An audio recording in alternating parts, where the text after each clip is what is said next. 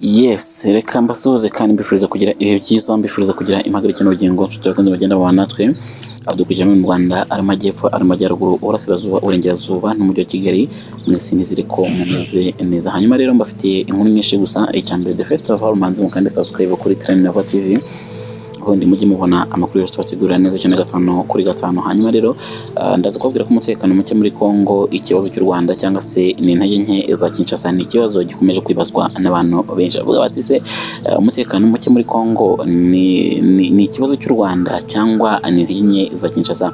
Ibyo ndaza nkubwire mu minota mike turebe ukuntu byifashe. Iyo ni inkuru nabonye ndetse ku bitangazamakuru bitandukanye birimo byandikira mu Rwanda ndetse n'ibyagiye bishyirwa ku mbuga nkoranyambaga birimo X n'ahandi, aho uraza gusangamo ko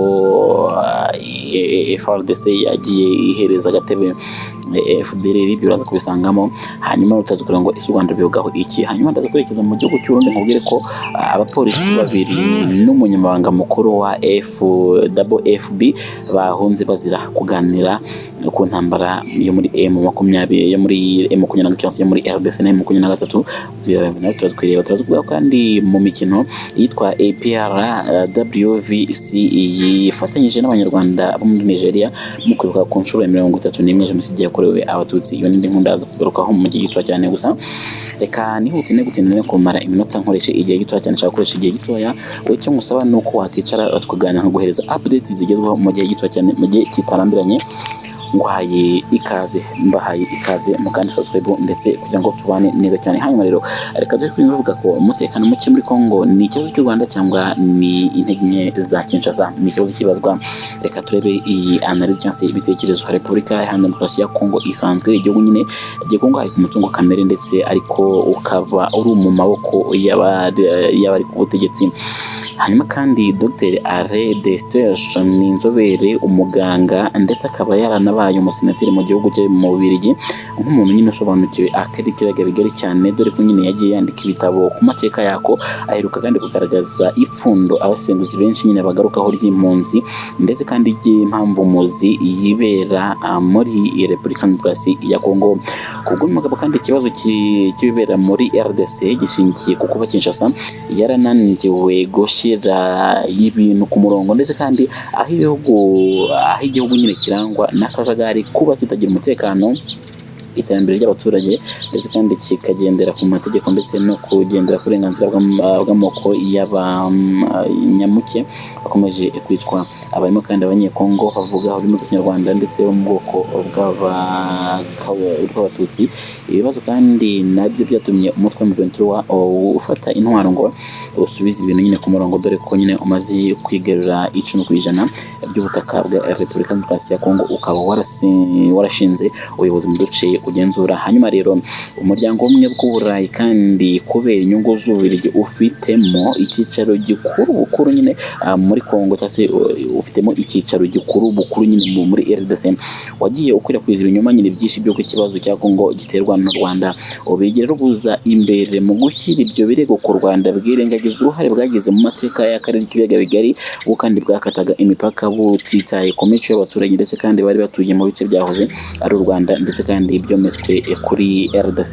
Kongo kandi ikubiye mu buso u Rwanda inshuro 90, kuvuga ufashe u Rwanda inshuro 90 nibwo u Rwanda rushobora kungana na Kongo, cyangwa se u Rwanda inshuro 90, cyangwa se ndabivuga gute kugira ngo mubyumve.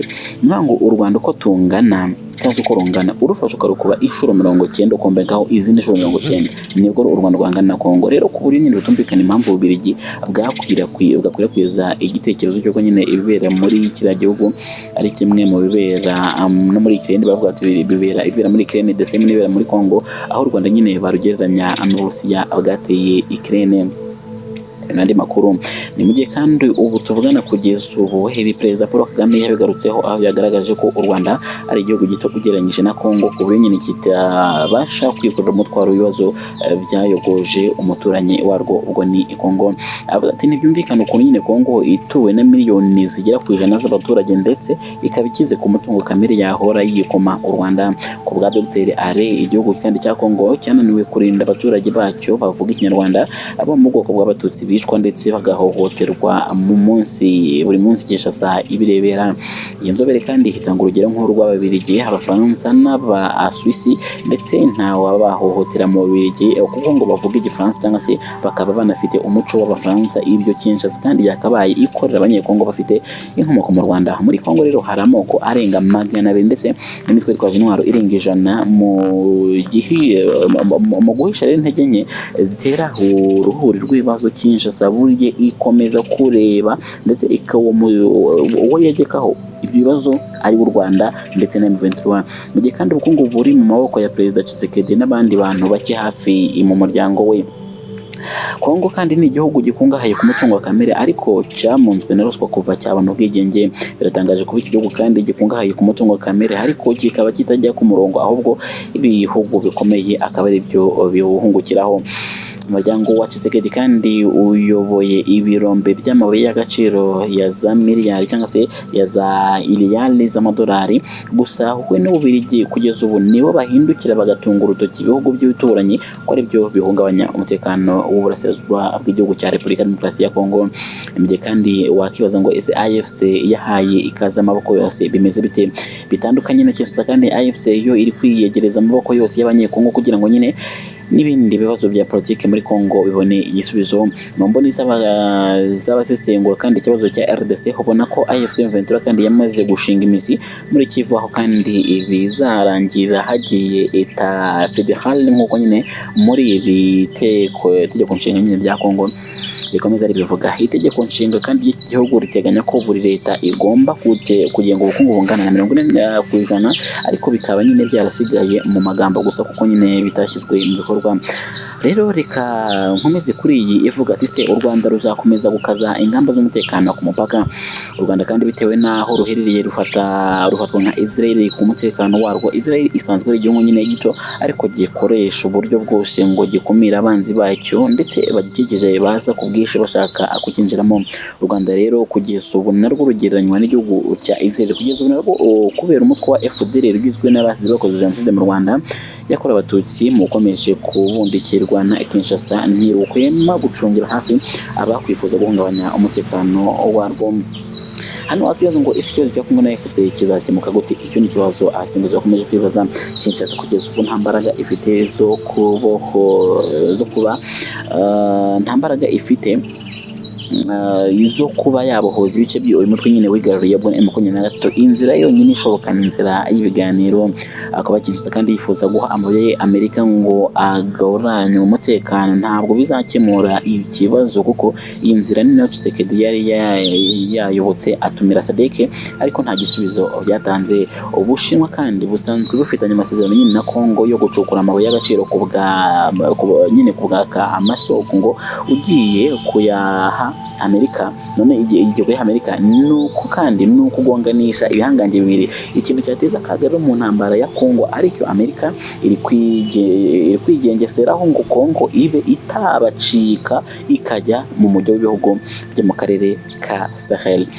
Reka mvamo RDC rero nerekeze mu Burundi. Mu Burundi rero inkuru ihari nivuga ko abapolisi babiri n'umunyamabanga mukuru wa FFB bafunzwe bazira kuganira ku ntambara yo muri RDC. Aho ni kwa General Neva mu Burundi. Iyi nkuru kandi muri Kenya itangiriye mbabwira ko abantu bane mu muryango umwe bafungiye muri gereza nkuru ya Mpimba Bujumbura nyuma yo kuganira n'itsinda rya WhatsApp kubyerekeye intambara yo muri Repubulika Demokarasi ya Kongo. Ubwo kandi ubwo butumwa buvugwa bwumviswe n'abayobozi ngo basanga ibi ari ikintu kitoroshye kubera ko nyine bumwe bushimanga cyangwa se bwashimaga ubutwari bw'inyeshyamba za M23, umutwe witwaje intwaro uhanganye n'ingabo za leta ya Kongo ndetse n'abafatanyabikorwa baryo barimo ingabo z'u Burundi. Igisirikare cy'u Burundi kandi kugeza ubu cyohereje abasirikare bagera ku 10,000 kugira ngo nyine bashyigikire FARDC n'inyeshyamba bafatanye mu kurwanya umutwe wa M23. Urubanza kandi rugaragaza ubushyamirane buri hagati y'ubwisanzure mu gutanga ibitekerezo, kumviriza telefone n'ibibazo bya politike biri mu gihugu cy'u Burundi. Mu Afrika kandi harimo abapolisi babiri, Kevin Nishimwe Lieutenant w'umupolisi uvuka ku musozi nyine uwo wabudakekwa abantu bazi bareta babyumvanye muri komine ya Mabanda intara ya Makamba y'Amajyepfo. Yatawe muri yombi kandi ku itariki 13 z'ukwezi kwa Cyenda 2025. undi n'uwitwa Albert Ndayisaba kandi Suriyetona wa polisi ukomoka mu gace ka Malavya mu komine ya Murambi intara ya Rumonge ndetse mu majyepfo y'Uburengerazuba yatuye muri yombi kandi nawe ku itariki 23 z'ukwezi kwa Gashyantare umwaka wa 2025. Abandi kandi bafunzwe n'uwitwa Manase ni Imanirakiza umunyamabanga mukuru w'ishyirahamwe ry'umupira w'amaguru mu Burundi FFB yatawe muri yombi ku itariki 22 Werurwe 2025 afatiwe ku kibuga cy'indege mpuzamahanga cya Marshal Ndadaye mu murwa mukuru w'ubukungu agarutse avuye mu butumwa bw'akazi muri Morocco. Itsinda rya WhatsApp kandi rivugwa ko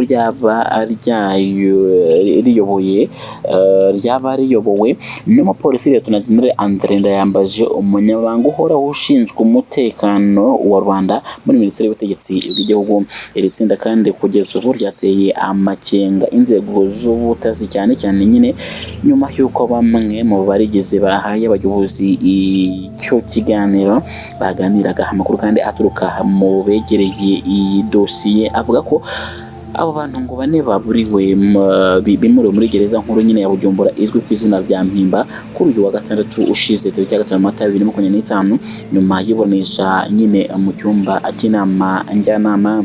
Kugeza ubu kandi mu gihe batatu kandi ba mbere bumvise ku wa gatandatu ushize bumviswe ku wa gatandatu ushize Jeremy Mandakiza yashyikirijwe umucamanza ku wa gatanu ushize. Ifatwa ryateye kwibazwa rero n'abantu benshi bakomeza kwibaza ati ibintu byagenze bite.